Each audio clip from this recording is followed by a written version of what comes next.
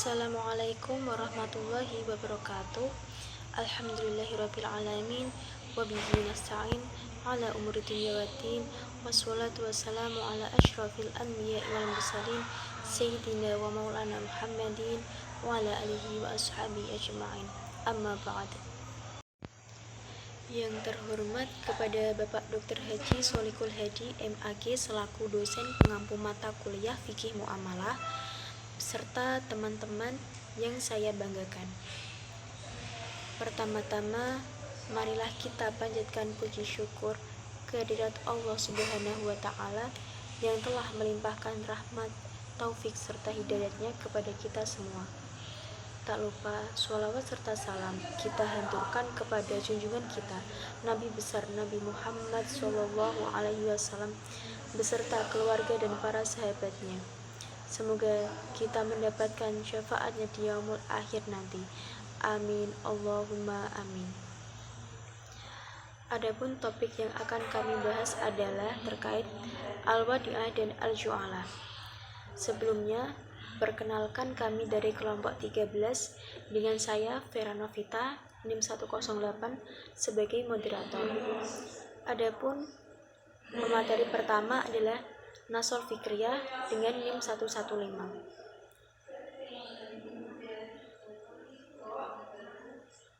Adapun rangkaian acara yang akan kita lewati adalah pertama yaitu sesi pembukaan, kedua sesi pemaparan materi, dan yang ketiga adalah sesi penutup. Baik, langsung saja kita mulai ke sesi yang pertama, yaitu pembukaan. Marilah kita buka dengan mengucap basmalah bersama. Bismillahirrahmanirrahim. Memasuki acara yang kedua yaitu sesi pemaparan materi. Kepada Nasol Fikriyah, waktu dan layar saya persilahkan.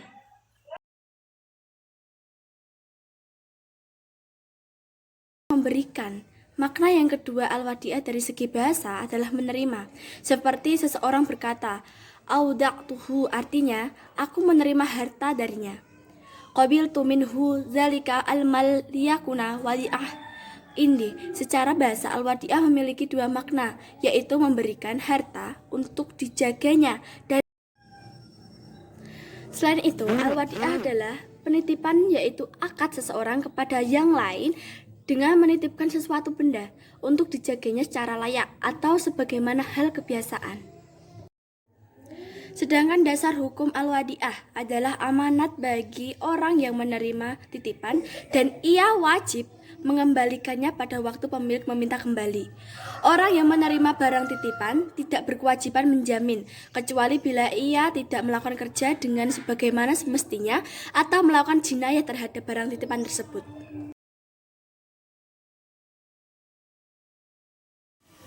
Rukun al-wadi'ah sendiri ini menurut Hanafiyah bahwa rukun al-wadi'ah adalah satu, yaitu ijab dan qabul.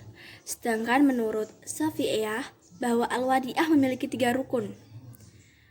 Barang yang dititipkan, yaitu syarat pada barang yang dititipkan adalah barang atau benda itu yang merupakan sesuatu yang dapat dimiliki menurut syarat.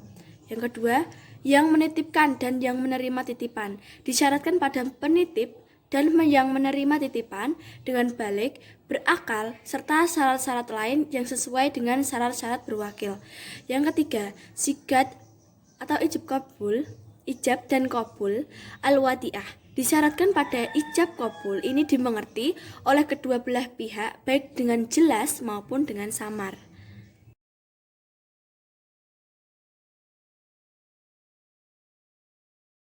Adalah hukum bagi penerima titipan. Yang pertama adalah sunat. Disunatkan menerima titipan bagi orang yang percaya kepada dirinya bahwa dia sanggup untuk menjaga benda-benda yang dititipkan kepadanya. Al-wadi'ah adalah salah satu bentuk tolong-menolong yang diperintahkan oleh Allah dalam Al-Quran. Sehingga tolong-menolong secara hukum adalah sunnah. Hal ini dianggap sunnah menerima benda titipan ketika ada orang lain yang pantas pula untuk menerima titipan tersebut.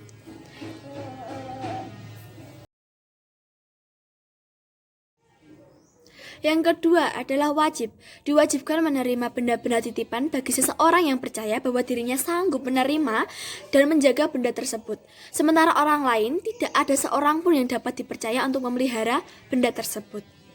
Jadi, bahwa wajib itu diberikan kepada seseorang yang mampu menjaga dan menerima benda tersebut sebagai titipan. Yang ketiga adalah haram. Apabila seseorang tidak kuasa dan tidak sanggup memelihara benda-benda titipan tersebut, maka bagi orang yang seperti ini diharamkan menerima benda-benda titipan. Sebab dengan menerima benda titipan berarti memberikan kesempatan kepada kerusakan, kehilangan, maupun yang lainnya terhadap benda titipan tersebut.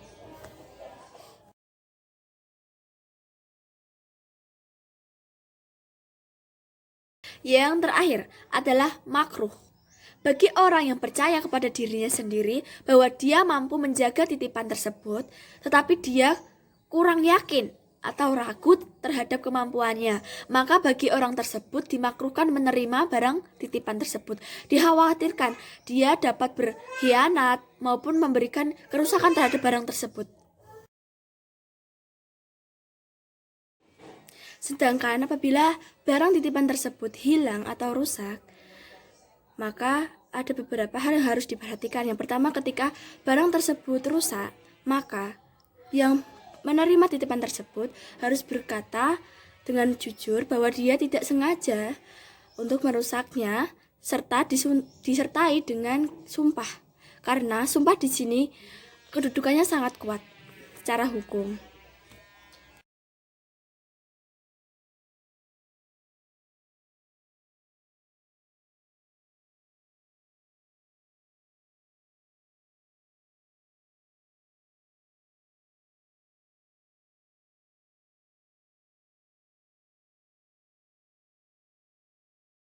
Selanjutnya ialah mengenai al-ju'alah atau bisa disebut dengan ji'alah, berasal dari kata ja'ala yaj'lu ja'lan. Secara harfiah bermakna mengadakan, menjadikan, sedangkan ju'alah berarti upah.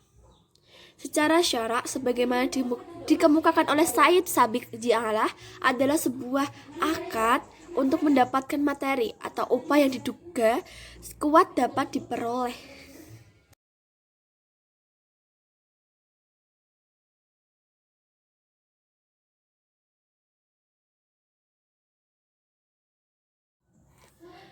Dalam hal ini, al-ju'alah bisa diartikan sebagai sesuatu yang mesti diberikan sebagai pengganti suatu pekerjaan dan padanya terdapat suatu jaminan, meskipun jaminan itu tidak dinyatakan. Dan al-ju'alah ini dapat diartikan pula sebagai upah yang mencari benda-benda yang hilang tersebut.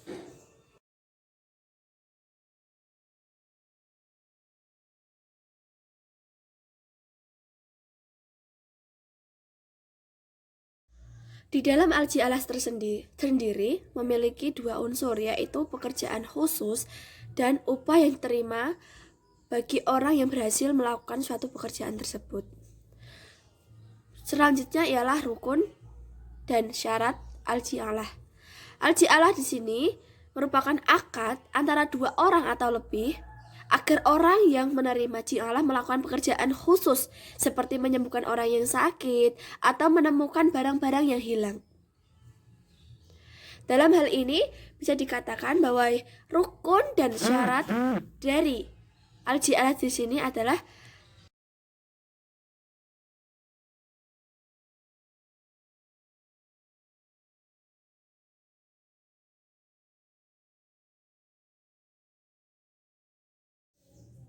rukun dan syarat al-ju'alah. Yang pertama adalah ja'il atau pihak yang berjanji akan memberikan imbalan.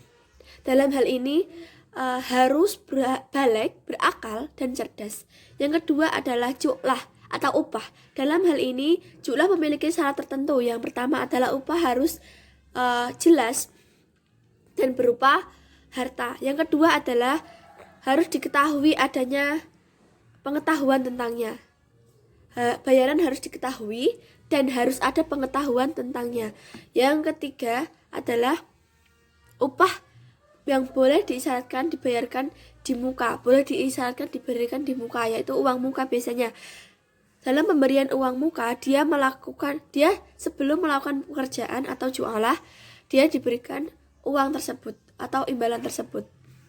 Yang ketiga adalah amal, pekerjaan. Pekerjaan dalam jualah harus memenuhi syarat-syarat. Yang pertama adalah pekerjaan itu harus mengandung manfaat dan jelas dan boleh dimanfaatkan dalam menurut syarak.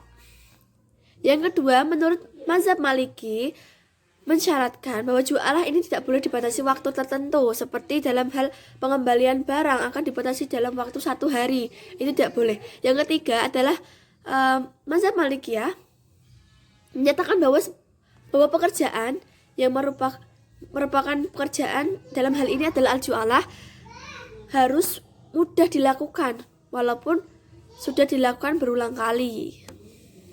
Yang keempat adalah pekerjaan yang ditawarkan harus secara hukum bukan pekerjaan wajib bagi pekerja. Yang terakhir adalah rukun dan syarat dari al-jualah adalah sigat atau ucapan. Ucapan ini datang dari pihak yang memberikan jualah, sedangkan dari pihak pekerja tidak disyaratkan dalam mengucapkan kabul darinya. Dan jualah tidak dapat batal seandainya dia menjawab.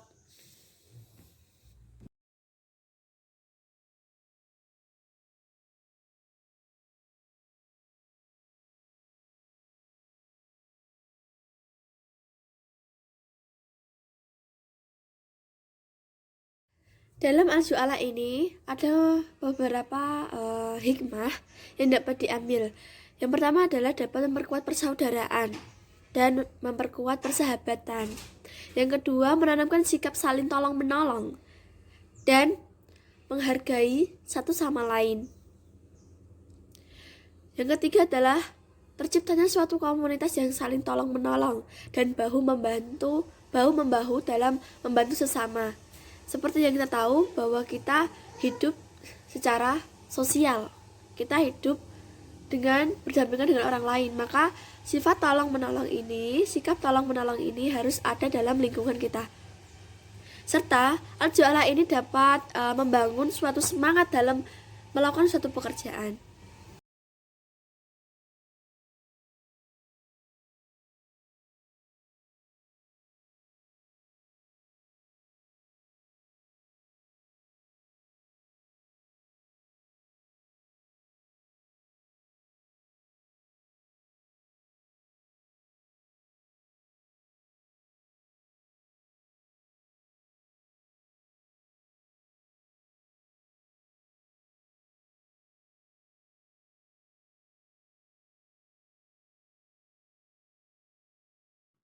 Sekian yang dapat saya sampaikan.